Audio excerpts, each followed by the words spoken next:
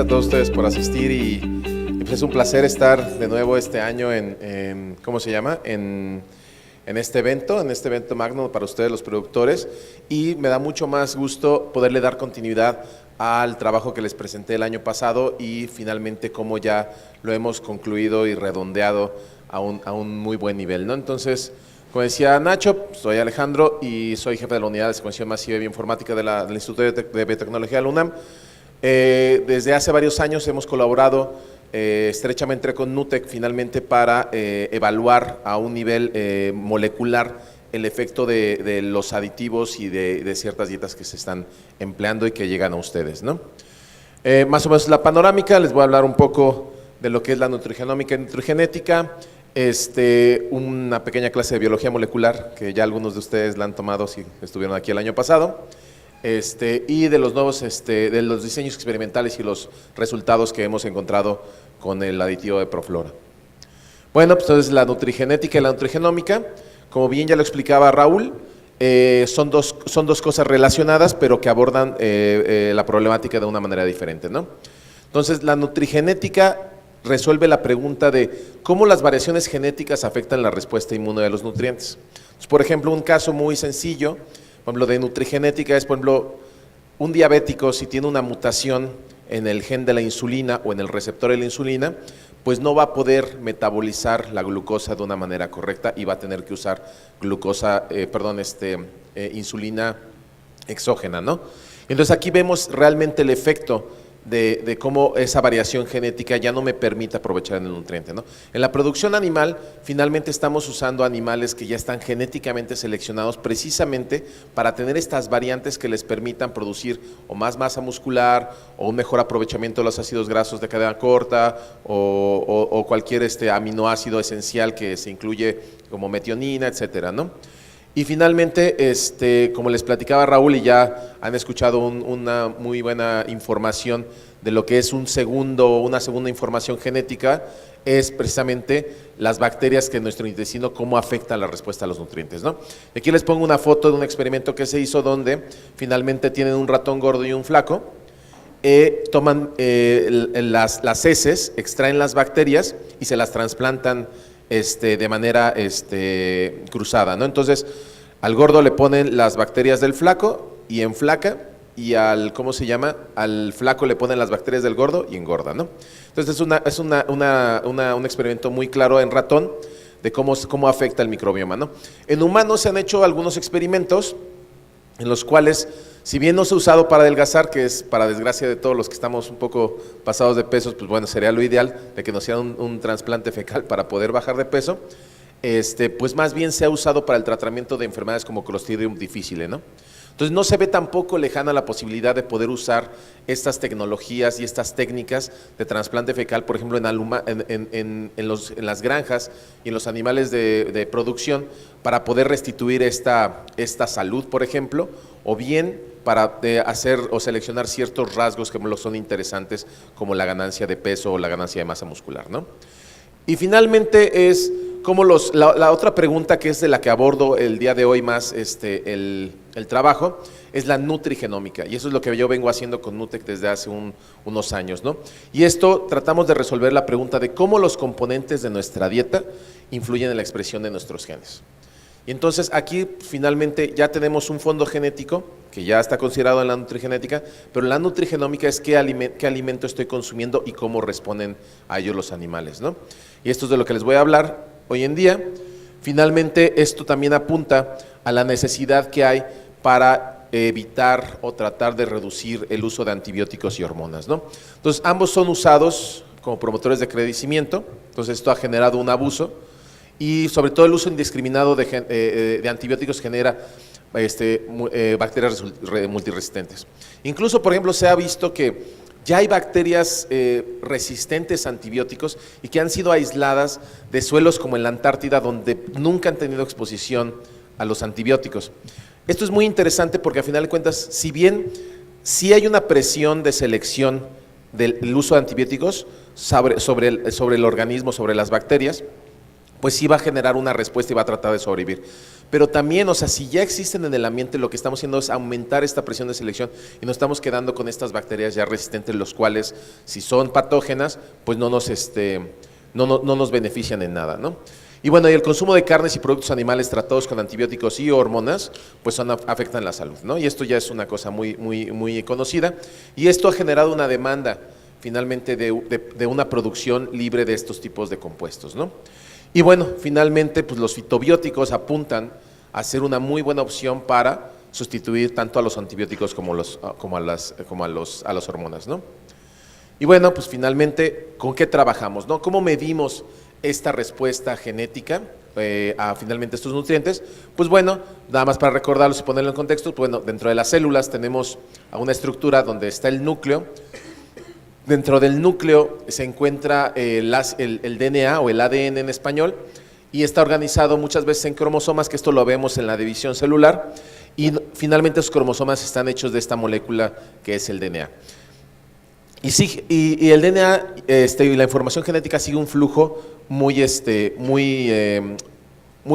caracterizado, ¿no? Entonces, de esta molécula de DNA, aquí están los genes, ¿no? De alguna manera escondidos, o no escondidos, sino codificados, de los cuales, por ejemplo, vamos a tomar, dependiendo del tejido, dependiendo la respuesta, dependiendo la situación, solamente una fracción de toda la información genética que está contenida aquí, y eso se hace con otra molécula que es el RNA. Y esta es la molécula que estamos estudiando, finalmente, para analizar la respuesta que existe en los animales, ¿no? Y esto finalmente se traduce o llega al fin de la cadena de información, porque se hacen proteínas a partir de la información que se saca de aquí, ¿no? Y esa proteína, pues, es la que nos interesa porque da el peso y da, finalmente, es lo que más buscamos en la producción animal, ¿no? Entonces, esta es la molécula que estamos analizando, de la cual voy a estar hablando en los análisis que les voy a platicar el día de hoy. Y también les voy a platicar de la tecnología, de cómo la caracterizamos, ¿no? Finalmente, en el 2004 se secuenció o se determinó la información genética, toda la información genética del pollo. Y entonces esto generó muchos avances, ¿no? O sea, de por sí ya había habido avances en paralelos en la producción animal, en la selección, por ejemplo, de rasgos genéticos en los pollos, pero finalmente ya tener la referencia o el compendio total de genes nos da precisamente el poder de entender cuáles son esas variantes genéticas que hemos estado seleccionando, dónde están, a dónde se acompañan, con quién se segregan, etcétera, y cómo se conservan o se perpetúan en los animales de producción, ¿no? Pero para nosotros es una referencia muy importante, porque nos permite saber de los genes que están respondiendo, pues cuál es su función y cómo los podemos relacionar a muchos niveles, como vías metabólicas o, en este caso, el sistema inmune. Entonces, por ejemplo, estas son las tecnologías de las cuales ya les he platicado anteriormente. Desde el 2000 al año 2000 se han generado novedosas tecnologías de secuenciación. Estas tecnologías, realmente, ¿qué es lo importante?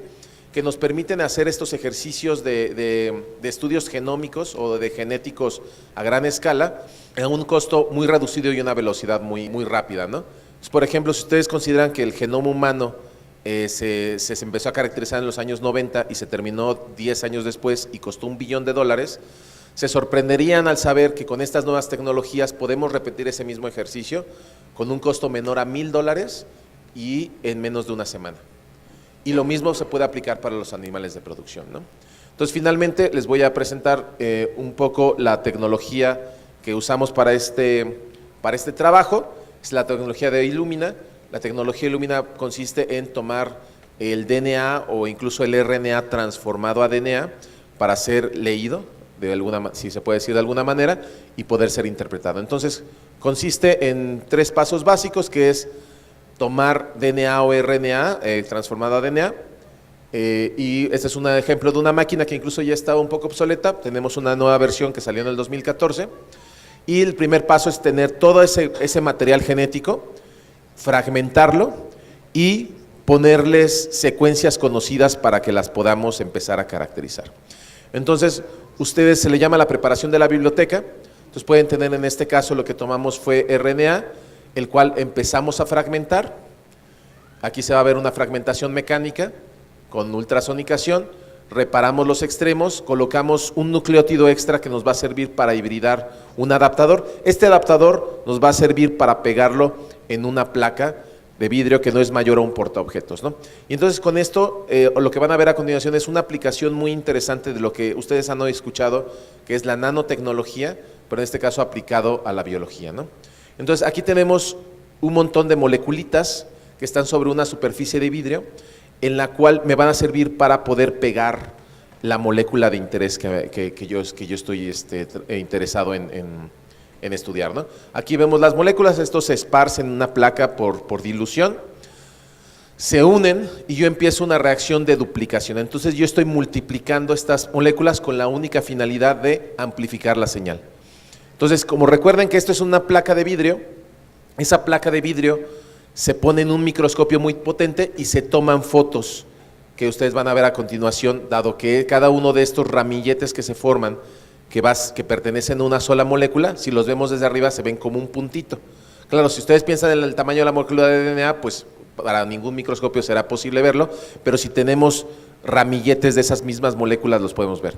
Y entonces empezamos a agregar nucleótidos, que son los bloques básicos para el ADN, los cuales tienen una modificación que incluye un fluoróforo. Cada vez que se une uno de estos bloques básicos, se excita ese fluoróforo y va a brillar ese punto de un color al cual se le toma la foto. Y gracias a que yo sé el código de colores, yo sé qué base se incorporó y yo puedo saber entonces qué es lo que dice esta molécula y obviamente pues con el código genético interpretarlo. Yo sé que cada 3 letras significa un aminoácido y ese aminoácido pues me da una proteína que está codificada por un gen, ¿no? Entonces pues se repite este patrón varios ciclos y esta es la tecnología que hemos usado en los cuales permite hacer estos estudios de gran escala a un costo muy reducido y sobre todo la interpretación que sacamos o sea, de la información generada es lo que ha sido lo más valioso, por ejemplo, para estudiar el efecto de los fitobióticos en este caso, ¿no? Bueno, les voy a platicar de otra tecnología que se llama la de Oxford Nanopore. Esto es el futuro, posiblemente en octubre y noviembre vamos a recibir los primeros secuenciadores para hacer estos ejercicios. NUTEC está interesado, por ejemplo, en estos servicios que podemos proveer porque podemos ir directamente a las granjas, ¿no? Y entonces podemos evaluar una serie de cosas que pueden ir desde los microorganismos que están circulando en la granja, desde la expresión genética sacado de la sangre del pollo, o simplemente una caracterización, por ejemplo, si ustedes quieren saber si realmente el genotipo o las variantes genéticas que deberían estar presentes en sus pollos, pues permanecen ahí, ¿no? Y esto es una cosa muy interesante porque depende de un poro que normalmente las células tienen estas proteínas que forman canales y esto ha sido utilizado para leer de alguna manera las moléculas. Entonces, esto ya no tengo necesidad de hacer estas amplificaciones, ni estos tratamientos, ni poner adaptadores. Simplemente hago pasar por este poro una molécula. Entonces, todo esto es una proteína que realmente lo que hace es tener un hueco y por ahí van a pasar moléculas. Esto lo voy a poner en una membrana y al estar en una membrana va a generar un voltaje que yo puedo medir, ¿no? Es una cuestión de electroquímica y electrofisiología. Entonces se va a generar aquí un voltaje que yo puedo seguir y yo puedo registrar. Y cada vez que pasa una molécula por adentro de este poro, ese voltaje cambia. Entonces aquí vemos cómo se está midiendo el voltaje, que es constante mientras ninguna molécula pase, y en cuanto pasa una molécula, dependiendo del tamaño, pues va a hacer un cambio del voltaje. Y eso es lo que registra el secuenciador. Entonces aquí cambió el voltaje. Una molécula más grande va a generar un cambio de voltaje diferente y entonces esto lo puedo estandarizar para saber exactamente qué nucleótido o qué de los bloques básicos del ADN está pasando por ahí. Y lo hace tan rápido como pueda pasar la molécula. Entonces, aquí vemos cómo se está registrando los cambios de voltaje y entonces esto me da finalmente un perfil de voltaje que yo puedo relacionar con una secuencia de nucleótidos, ¿no? Entonces, finalmente, ahora que vea al doctor Casarín, lo voy a convencer de que esto sea parte de la tecnología que se incluya en el nuevo laboratorio de biología molecular que se está desarrollando dentro del grupo NUTEC para finalmente poder hacer evaluaciones muy precisas en muy poco tiempo a muy bajo costo, ¿no? Entonces aquí lo vemos, pasa la molécula, se registra el cambio de voltaje y lo hace tan rápido que lo puedo tener en cuestión de horas el diagnóstico. Esto me puede ayudar para si yo agarro y extraigo una muestra, por ejemplo, de la cama y proceso y extraigo DNA de ahí, puedo ver, por ejemplo, la presencia de patógenos o como comentaba Raúl, puedo ver, por ejemplo, lo que se le llama el microbioma presente y puedo, por ejemplo, haciendo una preparación así un poco más especial de unos marcadores que me permiten saber cuál es la distribución de bacterias que existen, pues puedo saber si hay patógenos o incluso si la firma de bacterias es la que corresponde a una granja sana o a un animal sano, ¿no? Entonces, pues finalmente este procedimiento se hace tan rápido, tiene algunos errores por la velocidad a que lo hace y finalmente ha habido desarrollos. Este video, por ejemplo, pone un desarrollo al cual no se ha logrado, que involucraba tener un cartucho que yo pudiera, donde pudiera poner mis muestras y ese cartucho insertarlo en una computadora para hacer el procedimiento. Sin embargo, esto nunca se llevó a cabo, se quedó como una idea que creo que no ha abandonado la empresa, pero lo que sí existe es este que van a ver a continuación, que es el secuenciador portátil, el cual ustedes pueden cargar su muestra, conectarlo a una computadora y entonces tener un laboratorio de biología molecular en una granja ya no es una idea descabellada ni lejana, ¿no? Entonces, estas son las cosas que ustedes podrían aprovechar, ¿no? Y esta tecnología tiene un precio aproximado de $1,000, se pide a Inglaterra, cuesta el $200 el envío y pues finalmente requiere cierta capacitación, pero no es una capacitación demasiado compleja, ¿no? Entonces es una cosa que incluso un productor dentro de sus granjas podría tener, ¿no? Ahora, les voy a platicar del ensayo nutrigenómico que hicimos en pollos. Pues finalmente esto fue en pollos de 0 días a 21 días, en los cuales, por ejemplo, empezamos analizando en diferentes grupos. Bueno, primero a un tiempo inicial tomamos o sacrificamos pollos para extraer el yeyuno y entonces ahí ver la expresión genética basal, ¿no? Y de ahí tomamos 20 otros 20 pollos, de los cuales dividimos en 10 y 10 para hacer 2 tratamientos, ¿no? Con una dieta control que incluye un 20% de proteína y 7.5% de grasa y el peso inicial del pollo fue entre 38 y 39 grados. Esto al tiempo 0. Al día 3 se hizo la medición, no hay incrementos significativos, esto es algo esperado, pero después de 21 días analizamos, por ejemplo, en la dieta control, cuál fue el peso que ganaron y en el tratamiento de Proflora, cuál fue el peso que ganaron. Claro, de aquí se sacrificaron todas las aves para hacer la extracción de RNA, esta molécula que les digo que es la que lleva la información de qué es lo que se está expresando debido a la dieta simplemente o a la dieta adicionado con el aditivo, ¿no? Y empezamos a hacer el análisis. Esto, pues, finalmente, este sí es el secuenciador que usamos, se fijan, mucho más moderno, mucho más pequeño, se analiza todo esto en unos sistemas de supercómputo, que ahora ya hemos escalado el proceso a que pueda correr una computadora mucho más sencilla, sin embargo aquí lo hacemos más rápido, y pues empezamos a analizar los datos, ¿no? ¿Y cuáles fueron los resultados? Pues bueno, encontramos cerca de 1,500 genes que se están estimulando a 21 días con el tratamiento de Proflora, ¿no? Es una medida estadística que lo que me dice es la certidumbre, no quiere decir que tengo una certidumbre casi del 99.5% de confiabilidad de que esos genes realmente sí son debido al efecto del aditivo, ¿no? Y se resumen aquí en genes que tienen que ver con el sistema inmune, desarrollo de huesos, metabolismo de lípidos y colesterol y el metabolismo energético, ¿no? Si nosotros viéramos más a detalle, pues nosotros hicimos un análisis más concienzudo de estos 1,449 genes y vemos que, por ejemplo, hay muchos que se comparten tanto en la dieta sin aditivo como con aditivo. Y entonces estos son genes que simplemente pertenecen al desarrollo normal del pollo durante 21 días, ¿no? Y tenemos, por ejemplo, genes que expresan, por ejemplo, que se expresan simplemente a la dieta, como les había dicho, pero tenemos un grupo muy particular que son estos 120 genes que son exclusivamente del tratamiento. Entonces, 128 genes los empezamos a explorar y de esos empezamos a entender cómo se agrupan, ¿no? Entonces, por ejemplo, tenemos ciertas categorías de procesos biológicos a los que pertenecen, pues respuesta inmune, y pues que es una cosa muy general. Aquí hay muchas moléculas de las que les voy a hablar a continuación que empezamos a observar y nos interesó mucho la respuesta que tuvo las células T del sistema inmune. Y esto, si ustedes asistieron al año pasado al precongreso, Abel Plata, que les va a hablar a continuación, de otro trabajo, el año pasado habló de unos retos que se hicieron contra influenza.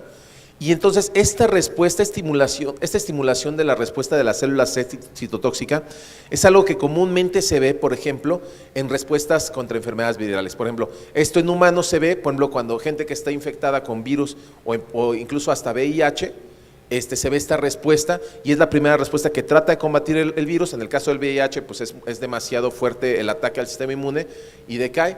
Pero, por ejemplo, esto explicaría por qué de los resultados que presentó el año pasado Abel, hay una respuesta positiva al reto contra influenza. Entonces, ¿por qué? Porque finalmente el uso del fitobiótico está preparando al pollo, al sistema inmune, para contender mejor a la infección.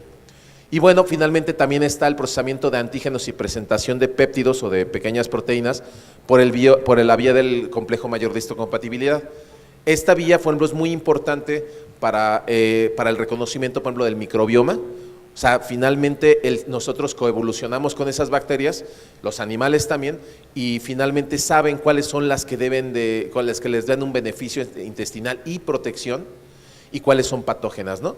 Finalmente entonces hay una estimulación en esta parte, ¿no? Y los procesos que ya les había dicho, que la regulación positiva, por ejemplo, del colesterol, el transporte del colesterol, la biosíntesis de ceramida, por ejemplo. Entonces esto se ve en una traducción de plumas, o sea, en las plumas también es una protección natural o es una capa externa con la que finalmente está conteniendo contra muchas cosas el pollo. Y, por ejemplo, el desarrollo, por ejemplo, de huesos, ¿no? La morfogénesis de huesos y el desarrollo de los condrocitos, estas células que van a formar huesos, me sugieren, aunque no hemos visto, por ejemplo, solo hicimos los sacrificios y las disecciones de los intestinos, pero no hicimos una histología o una patología mucho más compleja para ver el estado de los huesos o incluso el estado de las plumas, ¿no? Entonces, como les decía, ya tenemos una respuesta genética e inmunológica caracterizada, donde yo ya entiendo por qué el pollo, con el uso de los fitobióticos en este caso, está preparado, tiene una mejor defensa contra enfermedades virales y se genera un bienestar intestinal, que son de las siguientes cosas que vamos a estudiar, ¿no? El microbioma que está saliendo de esos pollos, ¿no? Lo hemos hecho para cerdos, pero no para pollos, ¿no?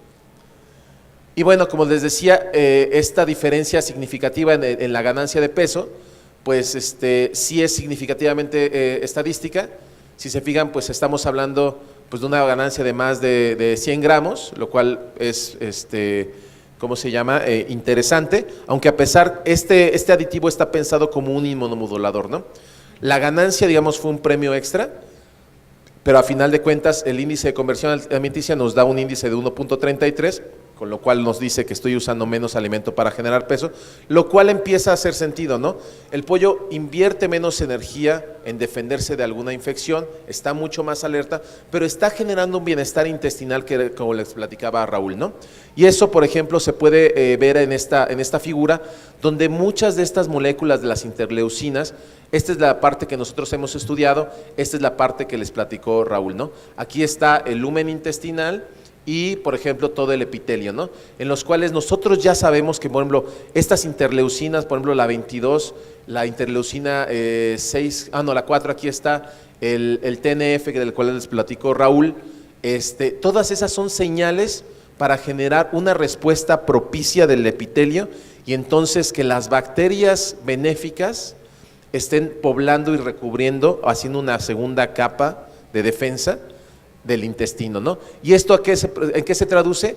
A una inmunidad contra bacterias patógenas, a una inmunidad contra el mintos, que en este caso en el pollo pues, podría haber alguna tenia, podría haber algo, no son de lo que más aqueja, inmunidad a bacterias o hongos que están determinadas por esta vía y finalmente una restitución del epitelio, ¿no? Entonces, una de las cosas que tenemos pendiente es repetir esos experimentos para hacer la histología, por ejemplo, y ver las vellosidades y las criptas y si hay un aumento de la superficie, ¿no? También queremos hacer el microbioma y ver, como lo hemos hecho en cerdos, sacar la firma que pertenece a un pollo sano, ¿no? Y esta firma, buscar si es algo que está presente en la granja o es incluso algo que podamos desarrollar como un probiótico para que se administre, ¿no? Y bueno, las conclusiones en pollos se observó que se tiene una sobreexpresión de genes del sistema inmune que contribuye tanto al bienestar de la mucosa intestinal como a la activación del sistema inmune innato en la alimentación con Proflora, ¿no? Pues como les decía Raúl, hay muchas otras moléculas que ustedes vieron, o sea, ustedes nos dedicamos a analizar 128 genes, pero de los 1500 genes, aunque hay cosas que se comparten entre ambos, tanto el alimento como el con y sin aditivos, se comparten, se están sobreexpresando en ambos, sí hay pequeñas diferencias que no nos resultan estadísticamente significativas. Sin embargo, hay una cosa muy importante que es el poder de la molécula. Estas interleucinas, estas moléculas, pequeñas variaciones sí pueden tener efectos fisiológicos muy grandes y es de las cosas que queremos estudiar, ¿no? Y por ejemplo, genes relacionados con la organización de fibras de colágeno, con la regulación del colesterol, con la osteogénesis y producción de ceraminas, se observaron también como diferencialmente expresados con el aditivo de Proflora, ¿no? Entonces es otra ventaja física que se puede medir y finalmente es un plus o es un extra que nos da este aditivo, ¿no? Y finalmente se observó un incremento estadísticamente significativo del peso, como les comentaba, y un índice de conversión menor que se traduce en un mayor peso ganado usando menos alimento. Claro, aquí lo que hay que tener mucho cuidado es, bueno, en parte porque esa respuesta no la tenemos, creemos que puede ser en parte por el ahorro de energía que se está viendo o el cambio de metabolismo, pero también seguramente tiene que ver mucho con las bacterias que están en el intestino y cómo se está poblando, ¿no? Como les comentaba Raúl, si hay nada más lugar, hay 1.000.000 de asientos para bacterias, por así decirlo, en el intestino. Esto no va a cambiar. Lo que va a cambiar es finalmente la riqueza y la abundancia de esas bacterias, ¿no? Entonces, por ejemplo, en cerdos hemos visto, como lo comentaba Raúl, hay, por ejemplo, una mayor, repoblación de Prevotella cuando tratamos con Proflora y con ProIn-TGI en este otro caso. Y, por ejemplo, Prevotella es una bacteria que me ayuda a metabolizar los ácidos de cadena corta, los ácidos grasos de cadena corta, ¿no? Rominococcus también es una bacteria que se empieza a probar. En el caso, por ejemplo, de los lechones que hemos estudiado, por ejemplo, que son al destete, finalmente pues, viene un cambio de población bacteriana que puede ir desde una reducción en los lactobacilos hasta un incremento de otras bacterias que se ha observado que están presentes en mayoría cuando el cerdo está sano y que se depletan, por ejemplo, cuando tienen una diarrea, ¿no? En el caso de los pollos también es a lo que queremos llegar, ¿no? Y bueno, no me queda más que agradecerles a los miembros de mi unidad, que son los que se han involucrado en este trabajo, a los colaboradores en NUTEC, la gente que está ahorita encargada, Abel, Jaritzi, Mirna, de montar este laboratorio de biología molecular y que se han involucrado en estos procesos o en estos estudios. Queremos hacer más cosas, a los organizadores del simposio, Nacho, toda la gente, todo el equipo de NUTEC, a todos ustedes por asistir y no sé si va a haber tiempo para preguntas después o al final. Bueno, pues muchísimas gracias.